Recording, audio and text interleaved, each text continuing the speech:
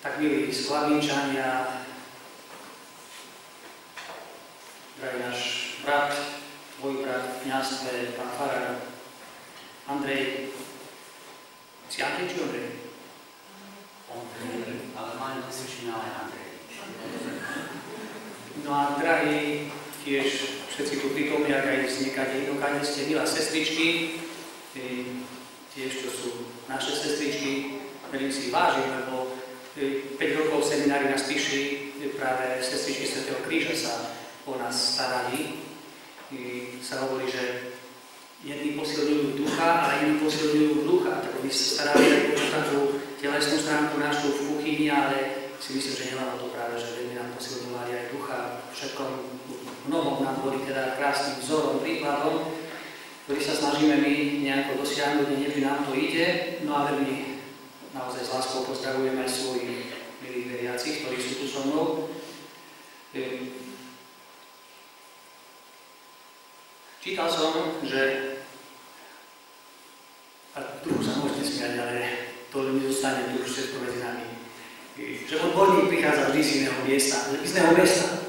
Tak som aj tak hovoril si v duchu pánovi farárovi Ondrejovi, tak potom prečo mňa tu bola, že keď ma prišiel odborník z iného mesta. Pôvodne tu mal asi stať, myslím, že otec Václav Kocian, no a nakoniec sa to tak zhodilo, že sme tu v takom zložení, ako sme, ale už keď je odborník, tak aspoň z iného mesta.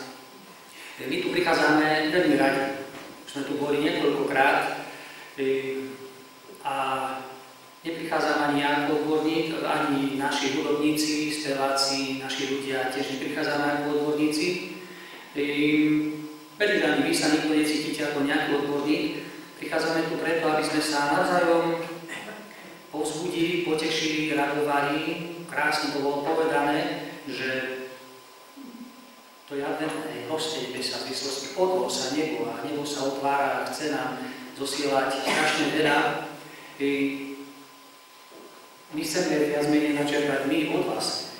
A vždy to tak aj bolo. Boh je ten odborník. Boh je odborník, ktorý nám nie odborne, ale veľmi jednoducho chce tak pohľadiť naše srdcia, naše duše. Chce nám ukázať, že oplatí sa žiť a život je krásny, aj keď je veľakrát aj ťažký. My keď sme boli bohoslovci, sa tomu trošku vrátim a prvýkrát sme prišli na Vianoce domov a to bolo tesne po revolúcii, prvý rok.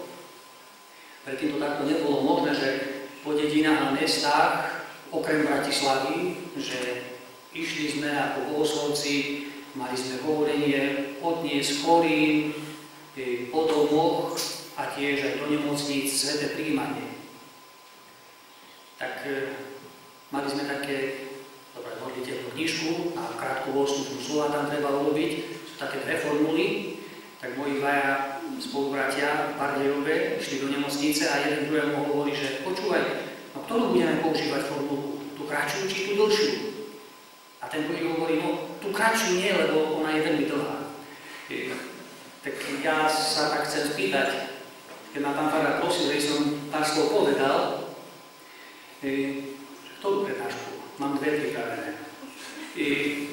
Tú kratšiu či tú dlhšiu? Tak tá kratšia je asi tiež príliš dlhá, ale ja si pridačo pripravím, aspoň sa snažím pripraviť a nikdy to aj tak sa toho nedrží. Lebo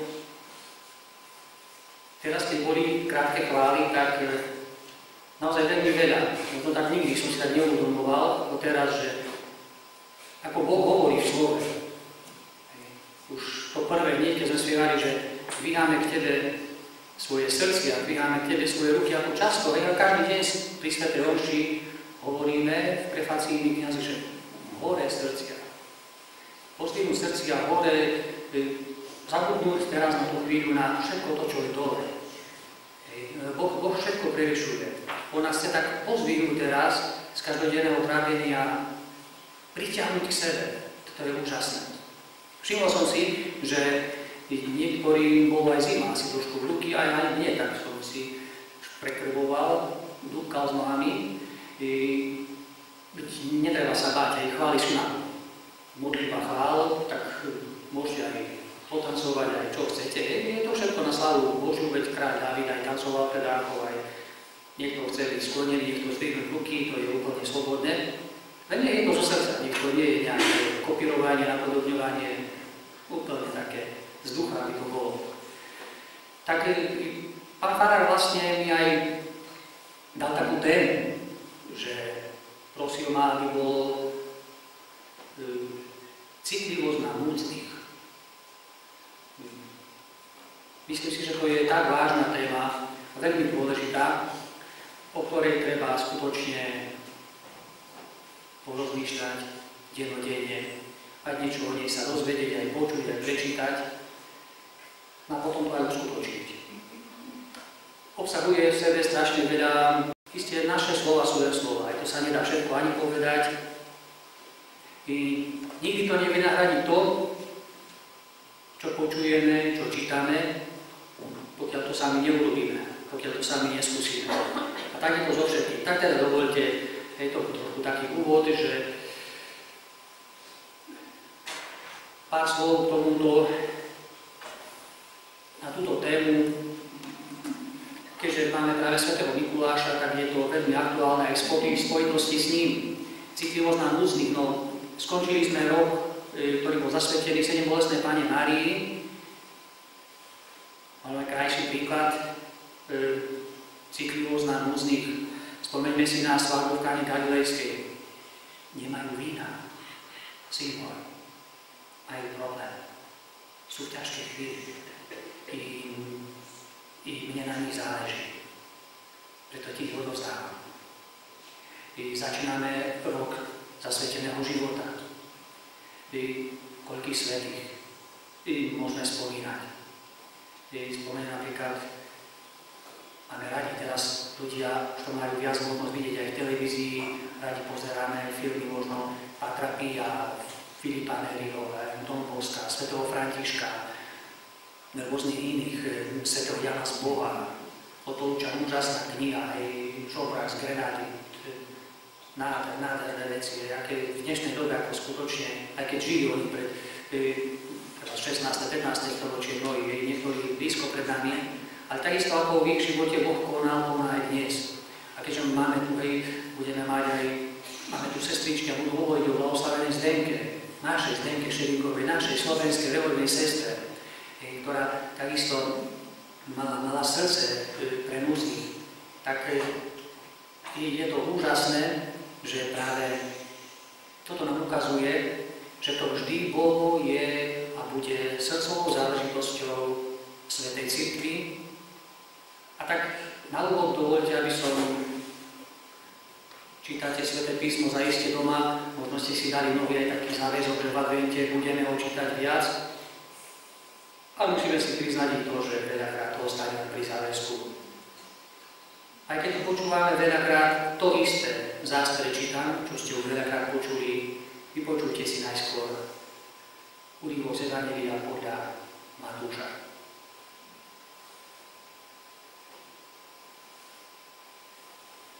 Až príde Syn človeka o svojej sláve a s ním všetci anjeli, zasadne na trón svojej slávy. Vtedy sa pred ním zhromaždia všetky národy a on oddelí jedných od druhých, ako pastier oddeluje ovce od capov. Ovce si postaví správa, capov zľava. Potom kráľ povie tým, čo budú po jeho pravici: Poďte, požehnaní môjho Otca. Zaujmite kráľovstvo, ktoré je pre vás pripravené od stvorenia sveta.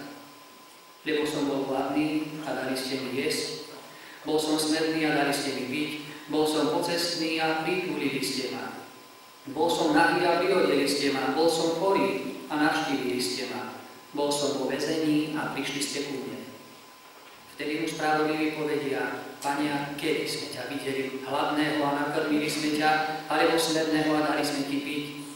Kedy sme ťa videli ako pocestného a pritúlili sme ťa, alebo nahého a prihodili sme ťa? Kedy sme ťa videli chorého alebo vo väzení a prišli sme k tebe? Kráľ im odpovie: Veru hovorím vám, čokoľvek ste urobili jednému z týchto mojich najmenších bratov, mne ste urobili. Potom povie aj tým, čo budú zdávať. Odíďte odo mňa, zlorečení, do večného ohňa, ktorý je pripravený diablovi a jeho anielom. Lebo som bol hladný a nedali ste mi jesť. Bol som smedný a nedali ste mi piť. Bol som pocestný a nepritúlili ste ma. Bol som nahý a nepriodeli ste ma. Bol som chorý a vo väzení a nenavštívili ste ma. Vtedy mu aj oni povedia: Páne, a kedy sme ťa videli, hladného alebo smedného, alebo ako pocestného, alebo nahého, alebo chorého, alebo vo väzení a neposlúžili sme ti. Vtedy im on odpovie: Veru hovorím vám, čokoľvek ste neurobili jednému z týchto mojich najmenších, ani mne ste to neurobili. A pôjdu títo do večného trápenia, kým spravodliví do večného života. Toľko. Poznáme veľmi dobre toto evanjelium. Môžeme si dať teda otázku, že čo je podstata kresťanstva. Myslím si, že tak, ako sme tu všetci prítomní, tak zrejme sme veriaci, asi sme aj všetci katolíci, alebo ak niekto aj nie je katolík, tak zrejme je kresťan tu medzi nami. A je pre nás normálne, že chodíme do kostola, tak vieme, že sme katolíci.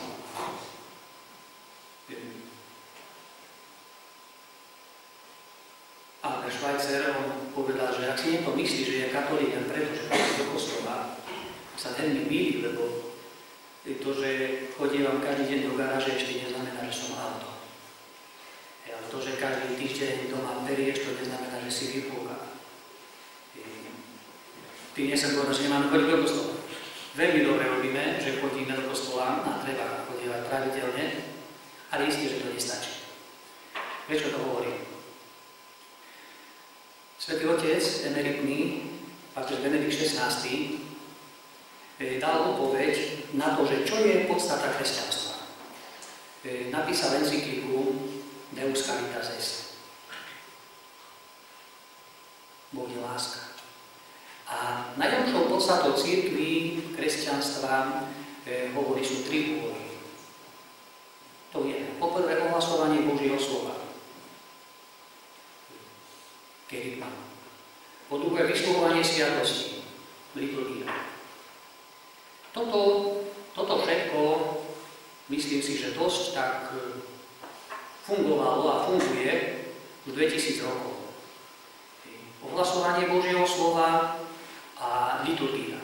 Všetko to prechádzalo rozličnými premenami a stále to prechádza. Niekedy sú to milé veci, niektoré aj horšie, sú dôležité. A mne osobne tiež na tom veľmi záleží, aby to tak bolo, lebo ono nemôže si každý robiť, čo chce, lebo potom by bol chaos. Ale myslím si, že toto si musí priznať celá Svätá Cirkev, že tá tretia zložka je veľmi dôležitá, tiež ešte tomu, to je služba lásky, diakonia. Toto nám v súčasnej dobe dosť ešte chýba. Zošli svojho ducha. Je éra Nového zákona, to je éra Ducha Svätého a máme s tým problém. Včera na náboženstve na učňovke prišiel jeden žiak, ktorého som videl prvýkrát. On totiž to prestúpil z nejakej strednej školy, mu to nešlo na učňovku k nám. A prvú otázku, ktorú mi dal, sa ma pýtal: vy ste videli už nejakého ducha? Viete, to sú také vážne otázky, ktoré dostanete, neviete ani ako reagovať, lebo neviete, čo on tým myslí hneď a čo je za tým. Ak sme potom ďalej rozprávali, z toho len chcem povedať, že mladých ľudí tiež zaujíma, oni vidia, že to, čo im dáva svet, že to nestačí. Chcú niečo viac. A potom sa uberajú, samozrejme, hlavne chcú vidieť, chcú poznať skôr toho zlého ducha.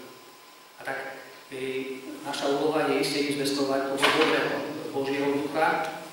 A pokiaľ Duch Svätý, my nebudeme pre ňu otvorení v tejto ére, v ktorej my žijeme, tak potom si myslím, že bude stále táto tretia zložka alebo úloha podstaty kresťanstva, čiže služba lásky, dosť stále nejako aprobať.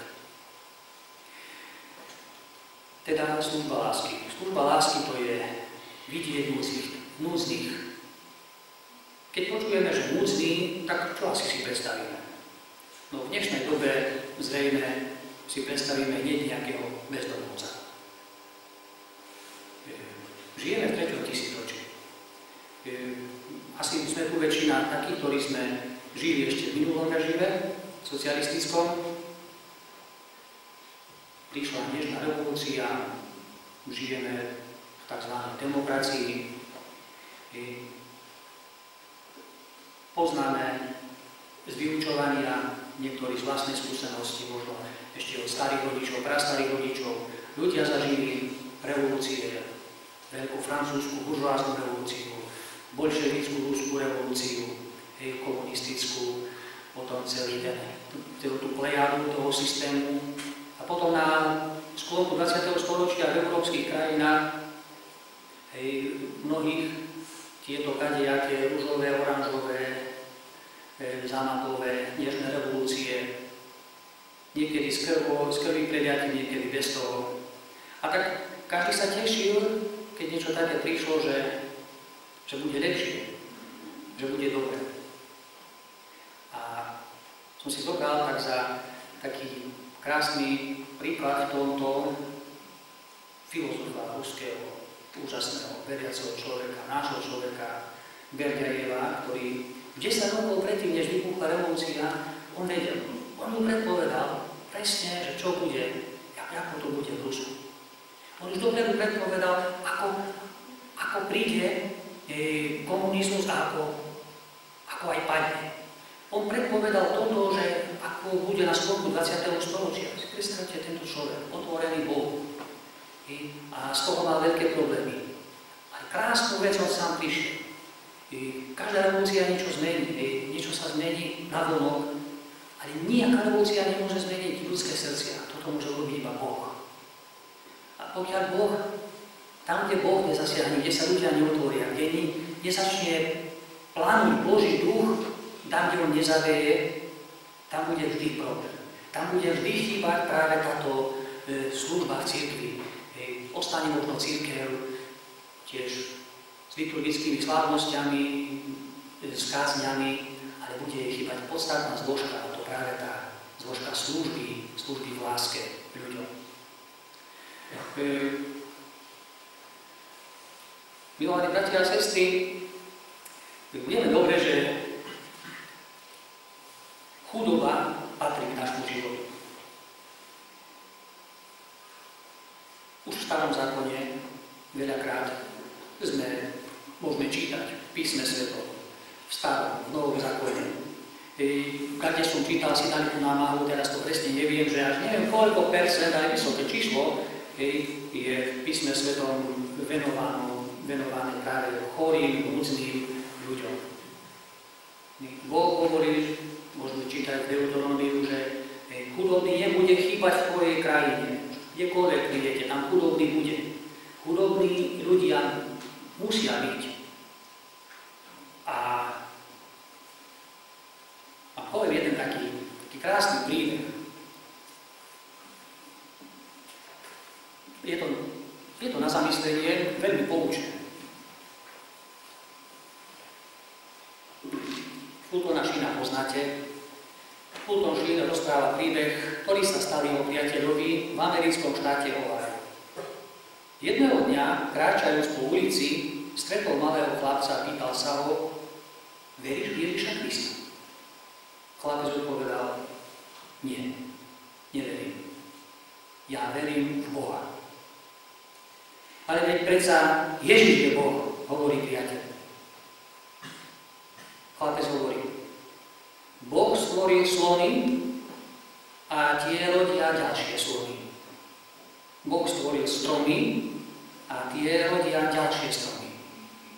Boh stvoril kvety a tie rodia ďalšie kvety. Keby bol Ježiš Boh, ako ty hovoríš, urobil by ďalších Ježišov. Ale ja som ešte ani jedného v živote nestretol. Ani som ho nevidel. nemám čo jesť, nemám kde bývať, otec je alkoholík a mama sa o mňa nezaujíma. A tak sa rozišli. Udelený muž prišiel za miestnym kňazom na faru a rozpovedal mu, čo sa mu cestou prihodilo. A kňaz odpovedal: viete, hlúpe a neposlušné chlapčisko, je to idiot. Nevšimajte si to. Nemal však kňaz pravdu. Chlapec vôbec nebol idiot. Pretože Ježiš sa skutočne chce narodiť v každom z nás. To, že ho zatiaľ nikto nevidí, je možno naša chyba. A zároveň aj veľká výzva. My kňazi, nám sa hovorí Alter Christus, druhý Kristus. Problém, ak druhý v nás jeho nevidia. A my všetci ostatní, bol som hladný, dali ste mi jesť, bol som smätný, dali ste mi piť. A to, čo sme počuli pred chvíľou. Je pravda, že svet stále potrebuje Ježiša. Svet ho potrebuje zažiť. A tak staneme sa ľuďmi, ktorí budú dávať svetu Ježiša. Jeho lásku, jeho dobrotu, jeho odpustenie, záujem o bratov, ochotu podeliť sa. Tých možností je jednoducho strašne veľa. V histórii nášho náboženstva spomeniem tu niektorých ľudí, napríklad ten Tertulian, ktorý zomrel v roku 220, on vo svojej obhajobe kresťanov píše o tom, akým spôsobom vyvoláva starosť kresťanov o biedných obdiv medzi pohánmi. A hovorí, to, čo máme v písme, tak hlboko sa vtlačilo pohánom do ich mysli, do ich duši. Hľa, ako oni sa milujú. Pomáhali jeden druhému. Už Julián Apostata, zomrel v roku 363, hovorí, že charita bola rozhodujúcou charakteristikou kresťanskej komunity cirkvi. Aby to nebolo len taký, že starí ľudia zo starých čias, nemôžem nespomenúť, to všetci máme určite veľmi radi, nebohú matku Terezu z Kalkaty. Generálny sekretár Spojených národov raz na dôležitom zasadnutí predstavil slovami.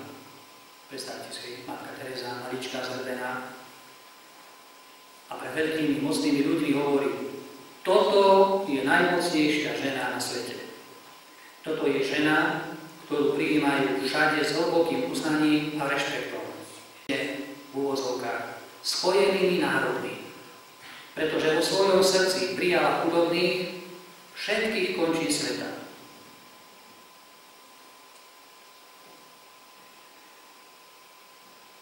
Konkrétna služba bola často tým príťažlivým a dôležitým argumentom kresťanstva, proti ktorému sa prakticky nedalo nič namietať. Vieme dobre, že kresťanov vždy niekto prenasledoval, vždy niekto nemal rád, ale voči prejavom lásky nemohol nikto nič namietať, pretože chudobní boli vždy. A keď niekto vidí, že chudobnému sa pomáha, biednému, ukrivdenému, máme spomenúť, sú 3 do neba volajúce hriechy, na ktoré v dnešnom svete sa tak zabúda. Úmyselná vražda, nevyplatenie zaslúženej mzdy a úmyselné alebo vedomé dobrovoľné zväčšovanie biedy chudobným, vdovám, sirotám, jednoducho ľuďom, ktorí sú najviac odkazaní na pomoc druhých, ktorí sú na tom veľmi, veľmi ťažko, veľmi zle. Čo hovorí o tom nám katechizmus katolíckej cirkvi? Tu asi 4 paragrafy zacitujem z katechizmu. Už pri vysviacke biskupa, a to máme v konsekračnej modlitbe, okrem iného tam sa hovorí, že má byť biskup ako otec a pastier s nezištnou láskou ku všetkým a s uprednostňujúcou láskou chudobným, chorým a núdznym. Povinnosť stať sa blížnym druhému a aktívne mu slúžiť stáva sa tým najliehavejšia, čím väčšia je núdza druhého. A to v akomkoľvek ohľade. Opäť citujem, čokoľvek ste urobili jednému z týchto najmenších, tak dnes ste urobili. Treba si pripomenať, že Boh žehná tých, ktorí pomáhajú chudobným, ale odmieta tých, čo sa od nich odvracajú.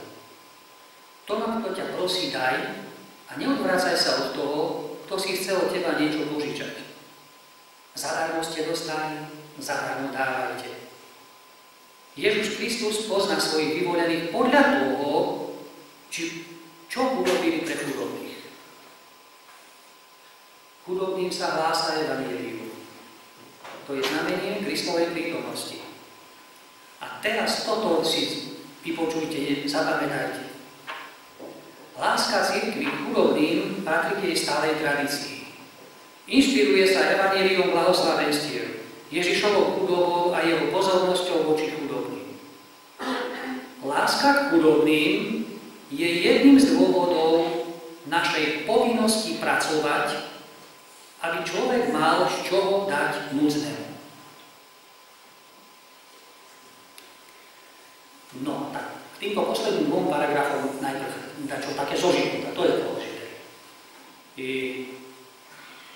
Na jednu faru pozývala staručka, vtedy bola 91-ročná rómska žena.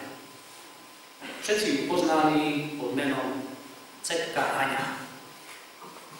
Táto žena mala 20 detí. 20 detí porodila. 19 z nich, keď som ju poznal, ešte žijú. Bol som u nej doma v príbytku, bola taká chatrč, nebolo nič vôbec. Iba ulúpaná hlina, holá zem, jedna stolička a v jednom kúte nejaké kartóny a zopár starých takých hantier, nejaká teka, na ktorých ona spala. 91-ročná žena. Aj v lete, aj v zime. Mala niečo na spôsob ešusu, taký hliníkový jeden hrček, jednu takú pambičku nejakú a veľkú lyžicu. Nič iné som tam naozaj nevidel, neklamím. Ona prišla na jednu faru zvoniť a zvonila veľmi dlho. Prišla vždy dosť skoro ráno, ale nie tak, že to bolo už nie vtedy, že ľudia už chodia po svete. Zvonila, ešte nie je to veľmi príjemné. Keď konečne otvoril istý kňaz dvere a hovorí, keď neotváram, tak to znamená, že nie som doma. Zmiznite za lukou dvere. Odišla. Po istom čase prišla ku mne. Zazvonila mi, to bolo presne na sviatok všetkých svätých. Oni majú tí ľudia také finty svoje, aby hovorí, že pochválený budeš Kristus, ja som vám prišla zavinčovať, že všetko najlepšie na tých všetkých svätých. V prvom rade vedel som asi, čo ma zaľúbol, som sa zasmial a prosila si niečo. Ale zároveň som si uvedomil, takto som povedal, ale ja nie som svätý. A vtedy som si uvedomil, no ale keď nebudeš také skutky robiť, keď ju nepríjmeš, ty sa ani svätý nikdy nestaneš.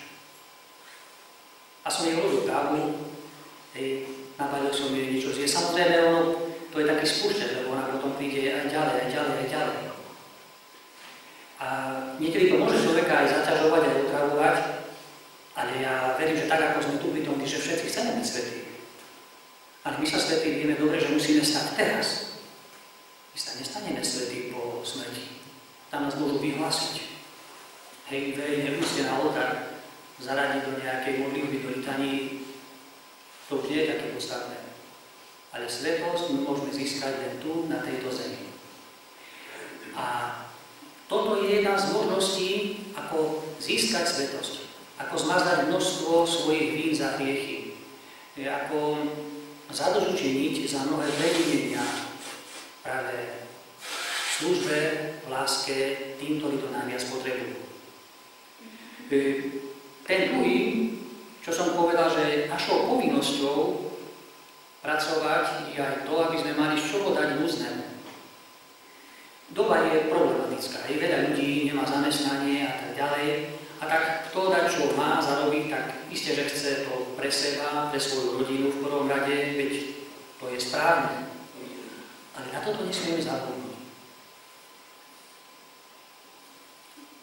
To nikdy netreba hovoriť, že nejaké možno mená alebo čo, ale rozprával som minule s chlapcami. Jeden chlapec mi hovorí, no, ideme rezať barány. 4. A hovorí, vieš, ale teraz je problém na Ukrajine. Ak by bolo treba, jedného by si mohol dať pre Ukrajinu. Možno to vyzeralo tak úmorne, ale to úplne vážne.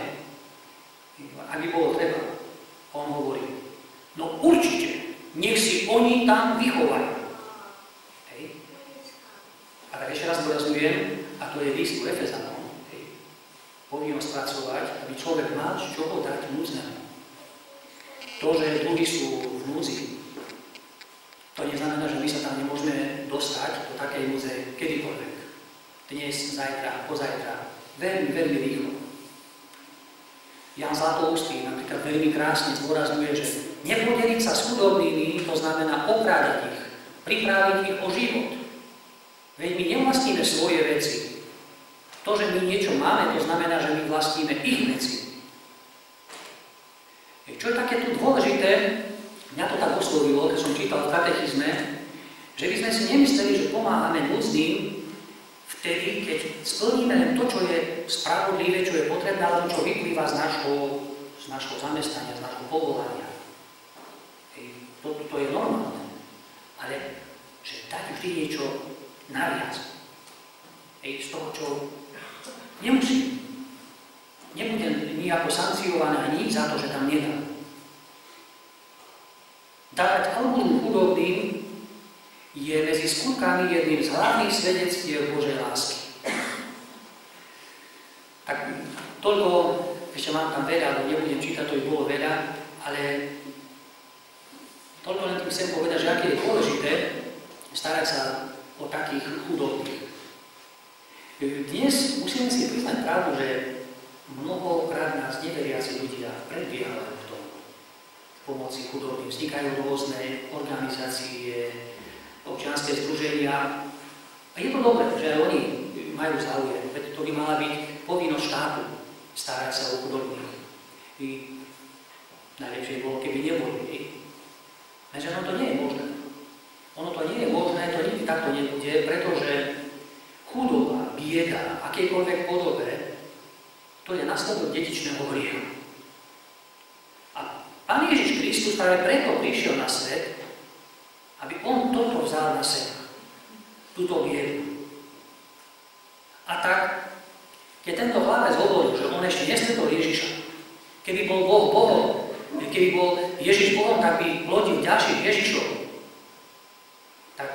Takým spôsobom môžeme vnímať, že Ježiš si naozaj tvorí, plodí ďalších Ježišov práve v tých chudobných. Kresťanstvo, naše náboženstvo, je náboženstvo ukrižovanej pravdy a ukrižovanej lásky. A keď sa vrátim trošku k Berdejevovi, tak on hovorí, že to, čo poznáme, len treba si to pripomenúť. Tešíme sa a ďakujeme Bohu, že žijeme v slobode. Ale vraví, že zdá sa, že to bolo aj predtým, a je to aj dnes, že sloboda, kto vie, ako nepomáha kresťanstvu v tom, aby napredovalo. Kresťanstvo viac vyhovuje, keď je možno prenasledované, keď je utlačané. Vtedy výsledok je asi taký, že kresťanov čo do počtu môže byť menej, ale čo do kvality je ich oveľa viac. A vtedy sú si viac ochotní pomáhať jeden druhému. 25 rokov od dnešnej revolúcie. Ako je to možné, že je toľko biedných ľudí medzi nami? Ako je to možné, že je náboženská sloboda, že máme takú možnosť pomáhať druhým a tých biedných, tých chudákov, mrzákov, žobrákov je stále viac a viac. Isté, ja neriešim teraz sociálny systém štátu, alebo to nie je moja paketa. Ale čo sa týka nás, veriacich, tak vidíme, že tu máme veľké rezervy. Čo by ste dali len za pohár vody piť niekoho, pretože je mojim učeníkom, neprídete o moju odmenu, ale aj jednoducho je dôležité, že my sme videli práve v týchto chorých ľuďoch prichádzať Pána Ježiša. A že nemáme na to možnosti, málo možností, to nikto si ani nemyslí. Ale predsa ešte trošku dovolte povedať z takých štatistík celosvetových. V roku 2010, ako vieme, rok bol vyhlásený, tento rok 2010, za Európsky rok boja proti chudobe a sociálnemu vylúčeniu. Patríme do Európskej únie. Ale málo kde sa hovorí, že 57 miliónov ľudí v Európskej únii žije pod hranicou biedy. Chudoba, bieda.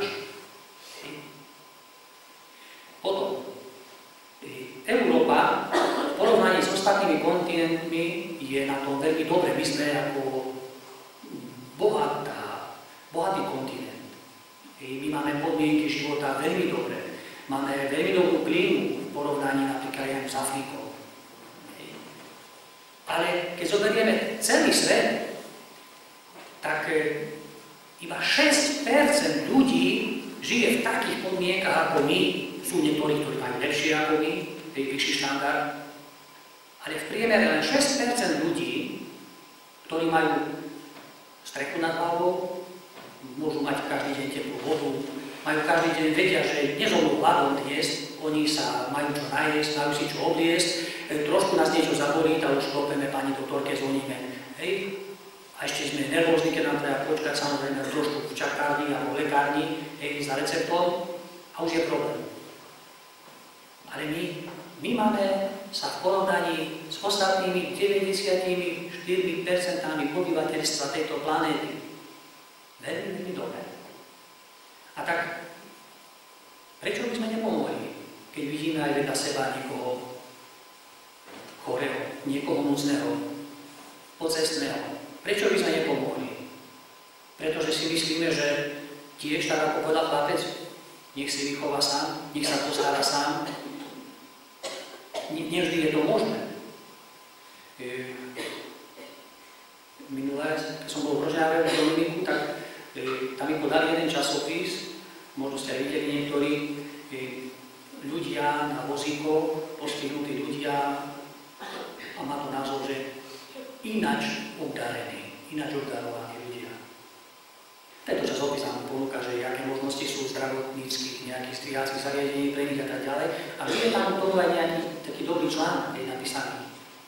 Tak zavideli chlapci na parkovisku, bolo celkom pekné auto a vraví, no, taký sopľoš a aké má pekné auto.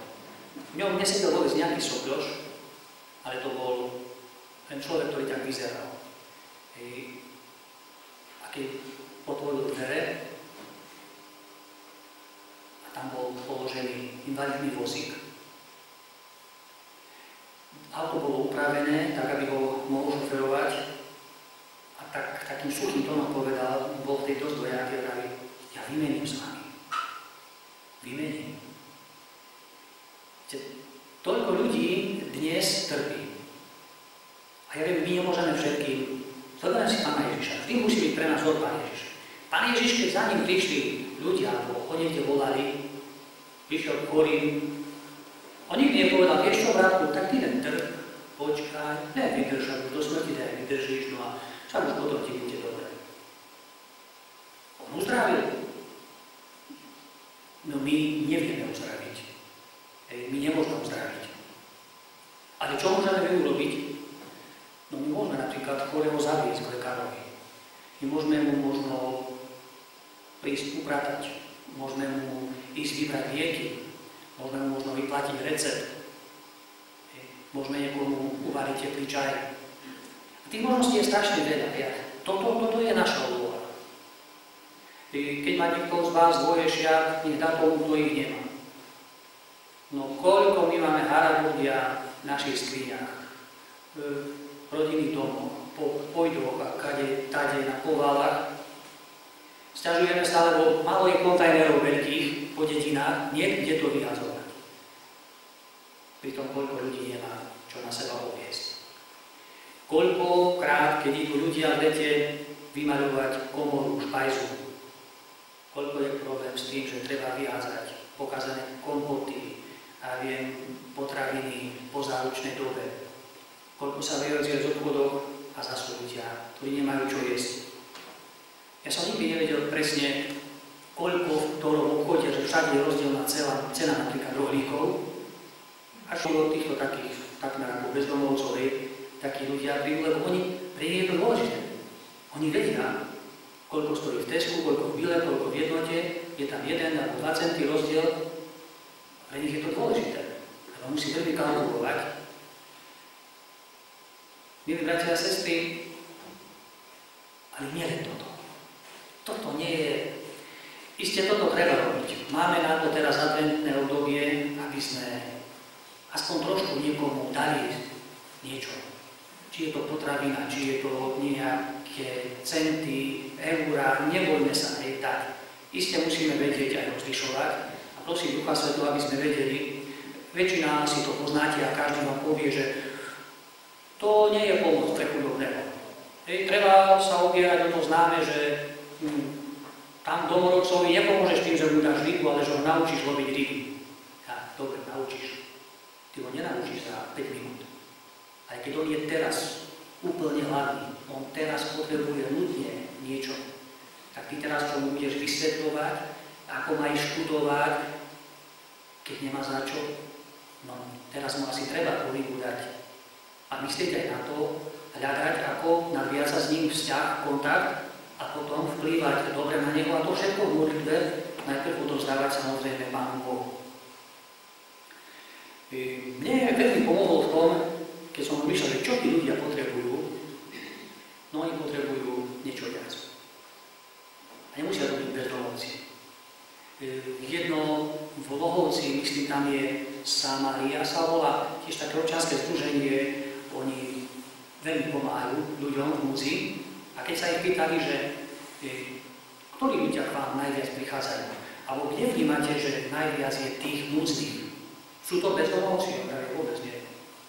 Nie, sú to ľudia tu, ktorí chodia pomedzi nás. Toto sú veľakrát núzni ľudia. Si predstavte, že taký človek je rodina, majú 3-4 deti, či už je úplná alebo neúplná, ale zoberme úplnú rodinu. Hej. Matka je na materskej, alebo už aj po materskej, robotu nemá. Otec robí sám a dnes príde domov a hovorí, žena moja, prepustí ma. Prvý mesiac ešte žijú a žena vraví, no nič, musím ísť prať, potom sa porozprávame, lebo mám veľa práva. Pozri, deti prišli ušpinené domov a zistí, že práčka je pokazaná. On je zúfalý, ide za posledné, čo mám, ešte nadrží, natankovaný benzín, ide k starej mame, že budú prať tam. Cestou do nich buchol nejaký blázon, ktorý išiel rýchlo auto rozbité. Našťastie im sa nič nestalo. A tomu sa budú začať pridávať ďalšie a ďalšie také úplne nepredvídané situácie, problémy a neraz tí ľudia sú úplne zdetaní. A tam malo stačí, aby ľudia strácali aj vieru. A môžu sa pýtať, nevidím Ježiša tiež, kde je Ježiš, kde je Boh? A to je veľmi dôležité, aby sme dokázali vtedy takým ľuďom pomôcť, ak vieme o nich. Ja viem, že my im nepostavíme ani nový dom, ale v tom, čo môžeme, tak je to veľmi potrebné, aby sme pomohli. Druhé argumenty sú také, že ľudia povedia, ale na čo to robíš? Čo myslíš, že ty spasíš svet? Ty zmeníš svet? No nie. Ty zachrániš svet? Nezachráni. Ale si predstavíme napríklad taký krásny obraz, že veľké jazero, to jazero tiež sa skladá z maličkých kvapiek. Na kvapka do neho až je tam veľa vody. Ale ak by som toto ja neurobil, čo bolo treba, tak tá moja kvapka tam bude chýbať v tom jazere. A keď to nikto neurobí, tak to jazero potom tiež aj vyschne. A preto je dôležité, že by každý tam, kde možno, aby sme urobili. No a teraz, my keď kňazi chodívame na prvý piatok spovedať a po bezprvopiatkovom týždni, to sú najkrajšie, ale aj veľmi najťažšie týždne v našom živote, tak tam vždy spoznáme veľmi veľa. Tam je Ježiš. Ježiš je nielen v tých, naozaj je tam prítomný v tých trpiacich, ktorí ležia na posteli. Mnohí nemajú bohy, mnohí sa už roky nepohli. Keď to človek vidí, tak sa pýta, tiež oni sú horší ako ja. Prečo oni trpia? Čo by bolo, keby som zrazu zajtra sa ja ocitol na ich mieste? Tiež by som tak nejako úzkostlivo ešte si strážil, ja neviem, to svoje oblečenie, jedlo alebo svoje peniaze. Nebol by som ochotný radšej darovať, len aby som bol zdravý. Čo oni by dali za to, že by mohli starí ľudia ako plaču, že oni by chceli ísť na svätú omšu a nemôžu. Mladí sú doma, môžu, sú zdraví, nie, lebo sa im nechce. Ale keď som bol pri jedných takých starých ľuďoch, ktorých, bola to viac generačná rodina, tam žila dcera, ktorá bola vdova, mala deti, a bola iný muž, ktorý bol tiež doveda, tiež mal svoje deti a oni sa zobrali. A ten v snahe, aby čo najlepšie zabezpečil rodinu, ten tak pracoval, ten tak vrel, ten tak neviem obrazníkom, že vodne v noci robil. A ona mu jedného dňa povedala, ja nechcem tvoje peniaze, ja chcem teba. Ja preto som sa vydala, že ja chcem teba, nie tvoje peniaze. Mne stačí toľko, ako som mala predtým peniaze. Ale keď aj menej, ale ja chcem teba. A tak veľakrát tí núdzni, to nemusia byť ani chorí. Ale to sú ľudia, ktorí potrebujú niekoho. Ktorí potrebujú cítiť, že niekto má o nich záujem. A že niekto má k nim úctu. Že niekto má lásku k nim. Vo štvrtok mi povedala jedna pani, že má vnúka, nebýva s ňou, ale chodieva k ním, ona k ním na návštevu, ten vnúk má 23 rokov, on mi ešte v živote nepozdravil. Viete, ako ma to bolí? A si myslím, že my, ako tu sme teraz prítomní, my veriaci, v tomto môžeme veľmi, veľmi aj v advente, aj vôbec v živote do budúcnosti urobiť veľa. Takú prejaviť ľuďom ľudskosť. To je veľká núza dnes. Pán Ježiš, on bol ľudský.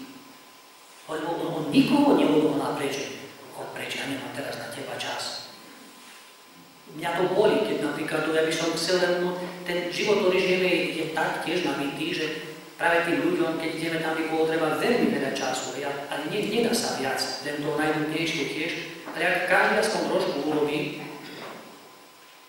hlavne v rodinách, kde máme doma starých ľudí, alebo ľudí, ktorí sú nejako možno menej nadaní, sú takí možno zaostali, postihnutí. Im to tak veľmi dobre padne, keď niekto má o nich záujem. Nebudem už ďalej rozprávať, už asi tá kratšia prednáška je príliš dlhá, ale som povedal ešte takú rozprávočku možno, ale veľmi poučnú.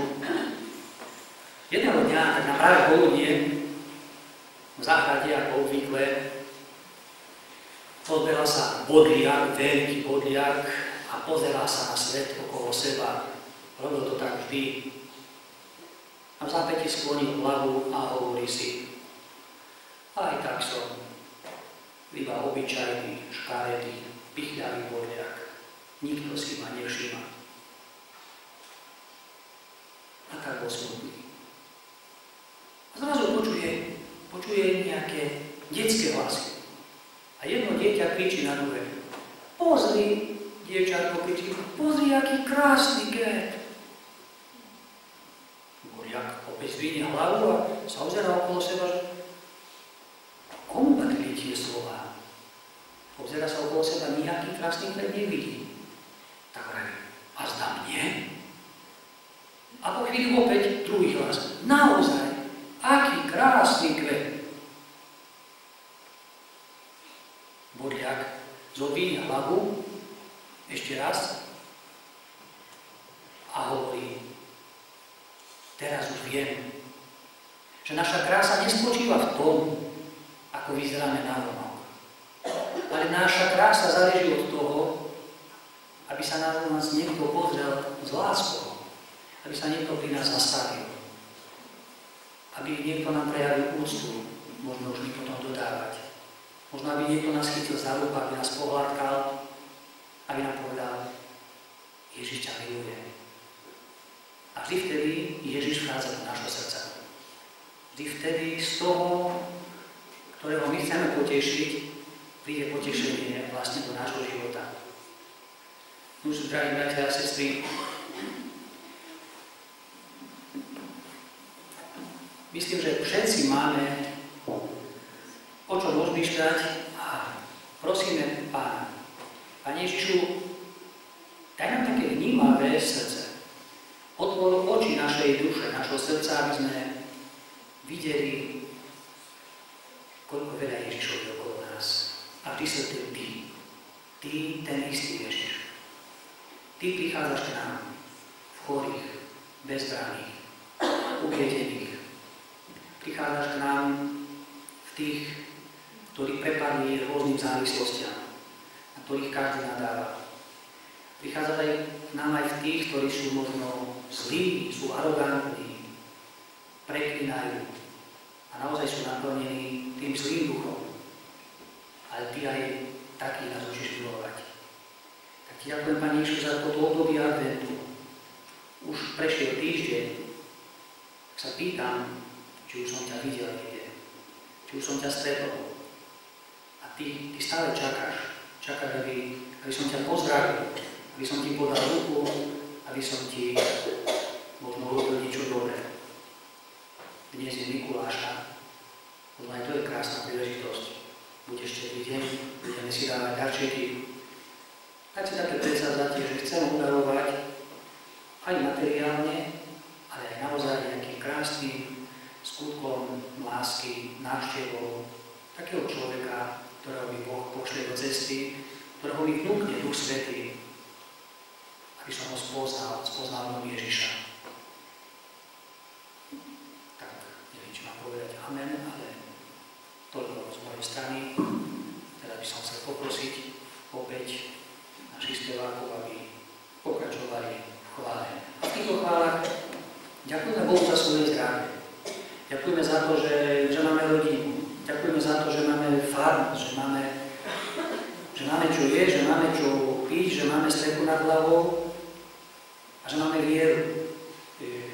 Že máme isté náboženskú slobodu.